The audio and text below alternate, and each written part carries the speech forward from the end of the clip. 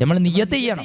നേരത്തെ പറഞ്ഞല്ലോ, ഒന്നുകിൽ അളന്നു വെക്കുന്ന സമയത്ത്, അല്ലെങ്കിൽ കൊടുക്കുന്ന സമയത്ത്, അല്ലെങ്കിൽ കൊടുക്കാൻ വേണ്ടി മറ്റൊരാളെ ഏൽപ്പിക്കുന്ന സമയത്ത്, ഈ സമയങ്ങളിൽ നമ്മൾ നിയ്യത്ത് ചെയ്തിരിക്കണം.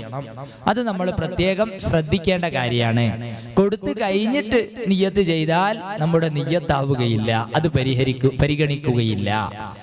കൊടുത്തൊക്കെ കഴിഞ്ഞ അവകാശികൾക്കൊക്കെ കൊടുത്താരാ, അത് ഫിത്ർ സക്കാത്തിൽ കാട്ടി നിൽക്കട്ടെ എന്ന് വിചാരിച്ചാൽ അത് വീടുകയില്ല, അത് പരിഹാരമാവുകയില്ല. അത് പ്രത്യേകം ശ്രദ്ധിക്കേണ്ടതാണ്.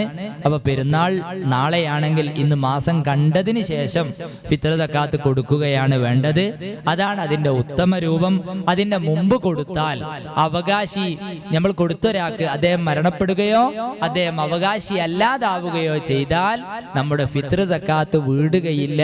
അതുകൊണ്ട് ആ കാര്യങ്ങളൊക്കെ നമ്മൾ പ്രത്യേകം ശ്രദ്ധിക്കണമെന്ന് സാന്ദർഭികമായി ഓർമ്മപ്പെടുത്തുന്നു.